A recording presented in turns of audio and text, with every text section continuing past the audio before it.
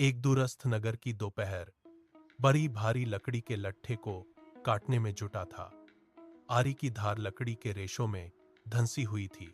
अचानक धातु के टकराने की एक तीखी आवाज गूंजी। आरी की धार बीच से मुड़ गई और दो टुकड़ों में अलग होकर गिर पड़ी। काम रुक गया। बरी ने हाथ में टूटे हुए लोहे को देखा। उसके माथे पर पसीने की बूंदें उभर आईं। यह आरी ही उसकी आजीविका का एकमात्र साधन थी। आज का काम अधूरा रह गया तो सेठ का भुगतान नहीं मिलेगा। उसने मुड़कर खाली पड़े कार्यस्थल को देखा। यहां कोई और औजार नहीं था। वह तेजी से उठा, अपने औजारों के थैले को कंधे पर पटका और नगर की सीमा से बाहर निकल गया। उसे एक ऐसे लोहार की तलाश थी जो इस टूटे हुए लोहे को फिर से जोड़ सके। वह धूल भरी पगडंडी पर दौड़ने लगा। सूरज ढलने से पहले उसे मदद चाहिए थी। उसकी सांसें तेज हो रही थीं। सामने दूर एक छोटे से गांव का धुआं उठ रहा था। वह उसी दिशा में मुड़ गया। हर कदम पर उसे बस यही लग रहा था कि अगर आज आरी ठीक नहीं हुई तो कल का चूल्हा कैसे जलेगा। वह गांव की तंग गलियों में दाखिल हुआ। गांव की तंग गलियों में लोहे के टकराने की गूंज सुनाई दे रही थी। बट्टी एक भट्टी के सामने रुका। वहां धधकती आग के पास एक व्यक्ति बैठा था जो लाल तप्त लोहे को हथौड़े से आकार दे रहा था। बई ने हांफते हुए अपनी टूटी आरी उसके सामने मेज पर पटक दी। उसकी उंगलियां कांप रही थीं। उसने लोहार की ओर देखते हुए कहा, भाई, मुझे आज ही यह काम पूरा करना है। सेठ का काम अटका हुआ है। क्या तुम इसे अभी ठीक कर सकते हो? लोहार ने काम रोका। उसने चिमटे से आरी के टुकड़ों को उठाया और आंखों के करीब लाकर बारीकी से परखा। लोहार ने अपनी नजरें बड़ी पर टिकाईं और धीमी लेकिन दृढ़ आवाज में बोला, मैं इसे बना तो दूंगा, लेकिन एक अच्छी आरी के लिए समय चाहिए। कल इसी समय आना। बड़ी की बेचैनी और बढ़ गई। उसने तुरंत अपनी जेब से कुछ अतिरिक्त सिक्के निकाले और मेज पर रखते हुए आग्रह किया, ये लो, कुछ पैसे और ले लो, बस मुझे अभी बनाकर दे दो। लोहार ने सिक्कों की ओर देखा तक नहीं। उसने हथौड़ा नीचे रखा और शांति से बोला, भाई, यह काम पैसे का नहीं, गुणवत्ता का है। मैं अपने काम में कभी समझौता नहीं करता। लोहार की बात सुनकर बई सन्न रह गया। मेज पर रखे सिक्के वैसे ही पटे रहे जैसे वे कोई साधारण पत्थर के टुक से हों। लोहार ने अपनी नजरें उन सिक्कों से हटाकर भट्टी की धधकती आग पर टिका दी। उसने एक लंबा चिमटा उठाया और कोयले को कुरेदकर आग को और तेज किया। चिंगारियां हवा में उछलीं और लोहार के चेहरे पर पड़ने वाली रोशनी और गहरी हो गई। उसने शांत स्वर में कहा, अगर मैं जल्दबाजी में औजार बनाऊंगा तो वह काम के लायक नहीं रहेगा। धातु को सही तापमान पर ढलने के लिए धैर्य चाहिए। मैं अपने काम में कभी समझौता नहीं करता, चाहे आप कितने भी सिक्के रख दें। बाई ने लोहार के हाथों को देखा। लोहार ने फिर से अपना हथौड़ा उठाया और एक लोहे की छड़ को पीटना शुरू किया। हर प्रहार नपा, तुला और सटीक था। बाई को समझ आ गया कि यहां पैसे की चमक काम नहीं आएगी। उसने मेज से अपने सिक्के वापस उठाए और अपनी मुट्ठी में दबा लिए। बाई ने बिना कुछ कहे सिर हिलाया और वहां से जाने के लिए मुड़ गया। उसे अब कल का इंतजार करना स्वीकार था। अगले दिन सूरज की पहली किरण के साथ ही बाई भट्टी पर पहुंचा। लोहार ने उसे आरी थमाई। वह पहले से कहीं अधिक चमक रही थी। बाई ने उसे हाथ में लिया। उसकी धार पर उंगली घुमाते ही उसे उसकी कठोरता का आभास हुआ। वह तुरंत सेठ के कार्यस्थल पर पहुंचा। उसने लकड़ी के एक मोटे लट्ठे पर आरी रखी और हल्का सा दबाव डाला।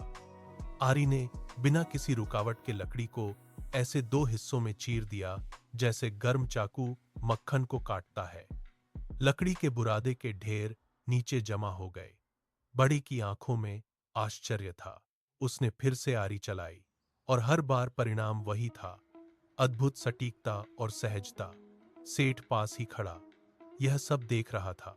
उसने आरी की उस विशेष चमक को गौर से देखा। उसने देखा कि कैसे बड़ी का काम इतनी तेजी से आगे बढ़ रहा है। सेठ ने पास आकर आरी को अपने हाथ में लिया। उसने धातु की चमक और उसकी धार की बनावट को परखा। उसकी आंखों में एक अलग ही चमक आ गई। उसने गणित लगाना शुरू किया कि ऐसी आरी बाजार में कितने ऊंचे दाम पर बिक सकती है। उसने बड़ी से पूछा, इस आरी के लिए तुमने कितने पैसे दिए? बड़ी ने गर्व से कहा, 10 रुपए। सेठ के मन में मुनाफे की एक पूरी योजना तैयार हो गई। सेठ ने कोई समय बर्बाद नहीं किया। वह तेजी से कदम बढ़ाता हुआ उस तंग गली की ओर निकल पड़ा जहां लोहार की भट्टी थी। उसके दिमाग में मुनाफे के आंकड़े घूम रहे थे। भट्टी के पास पहुंचते ही उसने देखा कि लोहार अपनी धौंकनी चला रहा है। आग की लपटें लोहे को लाल कर रही थीं। सेठ ने अपनी रेशमी अंगोछे से धूल झाती और भट्टी के पास खड़ा हो गया। लोहार ने उसे देखा, लेकिन अपना काम नहीं रोका। सेठ ने अपनी आवाज में एक बनावटी मिठास घोलते हुए कहा, सुनो कारीगर, मैंने तुम्हारी बनाई आरी देखी है। ऐसी गुणवत्ता बाजार में दुर्लभ है। मैं चाहता हूं कि तुम अब से सिर्फ मेरे लिए काम करो। मैं तुम्हें दर्जनों आरियां बनाने का काम दूंगा और हर आरी के 10 रुपए चुकाऊंगा। बस एक शर्त है, तुम अपना सामान किसी और को नहीं बेचोगे। सेठ ने अपनी जेब से एक थैली निकाली और उसे लोहार के पास रखी मेज पर पटक दिया। सिक्कों की खनक भट्टी की गूंज में दब गई। लोहार ने हथौड़ा नीचे रखा। पसीने की बूंदें उसके माथे से गिरकर गर्म कोयले पर गिरीं।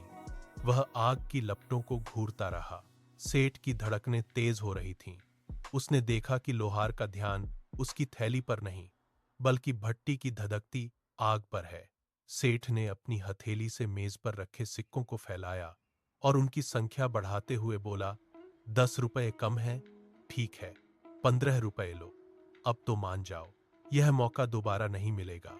सेठ ने अपनी बात पर जोर देने के लिए लोहार के कंधे के पास हाथ बढ़ाया, लेकिन लोहार ने एक झटके में अपना कंधा हटा लिया। लोहार ने हथौड़ा उठाया और लोहे पर एक जोरदार प्रहार किया। धातु की गूंज पूरी भट्टी में फैल गई। उसने फिर भी अपना सिर नहीं उठाया। उसकी नजरें उस लाल तप्त लोहे पर टिकी थीं, जो अब आकार ले रहा था। सेठ ने अपनी आवाज और ऊंची की।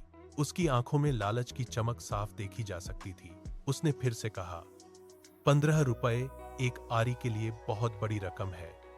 तुम अपनी गरीबी से बाहर निकल सकते हो। बस एक बार हां कहो और यह सारा काम तुम्हारा होगा। लोहार ने फिर से हथौड़े से प्रहार किया। छर्रे चारों ओर बिखर गए। उसने एक गहरी सांस ली, जो भट्टी की गर्मी के बीच साफ सुनाई दी। उसने लोहे को चिमटे से पकड़ा और पानी के कुंड में डाल दिया। पानी के साथ संपर्क होते ही एक तीखी भाप उठी और चारों ओर धुंध छा गई। लोहार ने धीरे से हथौड़ा मेज पर रखा। उसने अभी भी सेठ की ओर नहीं देखा था। उसने शांति से लेकिन दृढ़ता के साथ कहा, मैं आपकी शर्त नहीं मान सकता। धुंध छंटते ही लोहार ने अपना सिर ऊपर उठाया। उसने लोहे की पकड़ ढीली की और सीधे सेठ की आंखों में झांका। उसकी नजरें स्थिर थीं, जैसे वह सेठ के भीतर छिपे काले इरादों को पढ़ रहा हो। लोहार ने अपनी हथेलियों को साफ किया और बोला, आपकी नजरें मेरी कला पर नहीं, मेरे औजारों के जरिए होने वाली कमाई पर है। आप चाहते हैं कि मैं आपकी कठपुतली बनूं। लोहार ने मेज पर रखे उन सिक्कों की ओर इशारा किया जो सेठ ने लालच में बढ़ाए थे। उसने आगे बढ़कर उन सिक्कों को वापस सेठ की ओर सरका दिया। लोहार की आवाज में अब कोई कोमलता नहीं थी, बल्कि एक तीखापन था। उसने सेठ के चेहरे की ओर उंगली उठाते हुए कहा, आप इन आरियों को खरीदकर गरीब मजदूरों को दुगने दाम पर बेचेंगे। आप मेरी मेहनत का उपयोग उन लोगों का गला घोंटने के लिए करना चाहते हैं। क्या आपको लगता है कि मेरी भट्टी की आग सिर्फ मुनाफा कमाने के लिए जलती है? मेरी आरी का काम मेहनत को आसान बनाना है, लूटना नहीं। मैं आपकी इस साजिश का हिस्सा नहीं बनूंगा। सेठ के कदम पीछे की ओर खिंच गए। लोहार की हर बात एक पत्थर की तरह उसके सीने पर जाकर लगी। लोहार ने एक कदम आगे बढ़ाया। भट्टी की आग की लपटें उसके चेहरे पर चमक रही थीं। उसने अपनी आवाज को और अधिक कठोर करते हुए कहा, मुझे ऐसा धन नहीं चाहिए जो दूसरों की मेहनत की कमाई छीनकर बनाया गया हो। मेरी भट्टी की आग ईमानदारी से जलती है, किसी के शोषण के ईंधन से नहीं। आप जिस मुनाफे का सपना देख रहे हैं वह मेरे सिद्धांतों के सामने धूल के समान है। मैं अपनी मेहनत का मूल्य खुद तय करता हूं और वह मूल्य आपकी इन सिक्कों की थैलियों से कहीं अधिक है। सेठ स्तब्ध खड़ा था। उसके हाथ जो सिक्कों को थामे हुए थे अब कांप रहे थे। उसने लोहार की आंखों में देखा, जहां कोई डर नहीं बल्कि एक अटूट विश्वास था। सेठ के मुंह से कोई शब्द नहीं निकला। वह समझ गया कि यहां उसका धन, उसका रसूख और उसका लालच पूरी तरह विफल हो चुका है। लोहार ने अपनी नजरें हटा लीं और फिर से अपने काम में मन लगा लिया।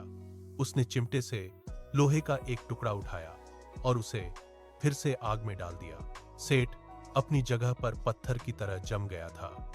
उसे पहली बार महसूस हुआ कि कुछ चीजें ऐसी भी होती हैं जिन्हें दुनिया का कोई भी धन खरीद नहीं सकता। सेठ ने एक बार फिर लोहार की ओर देखा, लेकिन वहां केवल भट्टी की धधकती आग थी। उसने अपने खाली हाथों को देखा और बिना एक शब्द कहे पीछे मुड़ गया। उसके कदम अब भारी थे। वह उसी तंग गली से वापस लौट पड़ा जहां से वह बड़ी उम्मीदों के साथ आया था। पीछे छूटती भट्टी की गर्माहट धीरे धीरे कम होने लगी। लोहार ने सेठ के जाने की ओर मुड़कर भी नहीं देखा। उसने अपने चिमटे से लोहे को फिर से सांचे पर रखा और हथौड़े से चोट करना शुरू किया। टन टन टन। हथौड़े की वह लय अब पहले से कहीं अधिक स्थिर और गहरी थी। लोहार के माथे से पसीना टपक रहा था, लेकिन उसके चेहरे पर एक अलग ही चमक थी। उसने न केवल अपना स्वाभिमान बचाया था, बल्कि एक गरीब मजदूर का हक भी सुरक्षित रखा था। भट्टी की आग अब भी उतनी ही तेज थी, लेकिन अब वह केवल लोहे को आकार नहीं दे रही थी, बल्कि उसके भीतर के संतोष को और अधिक प्रज्वलित कर रही थी। उसने एक गहरी सांस ली और अपने काम में पूरी तरह खो गया। बाहर की दुनिया का शोर, सेठ का लालच और धन की चकाचौंध, सब कुछ उस छोटी सी भट्टी की दहलीज के बाहर ही दम तोड़ चुके थे। लोहार जानता था कि उसने आज जो कमाया है वह किसी भी सिक्के से कहीं अधिक मूल्यवान है। वह फिर से अपनी आरी को तराशने लगा, इस विश्वास के साथ कि ईमानदारी का रास्ता भले ही कठिन हो, लेकिन उसका अंत हमेशा शांति और संतोष से भरा होता है।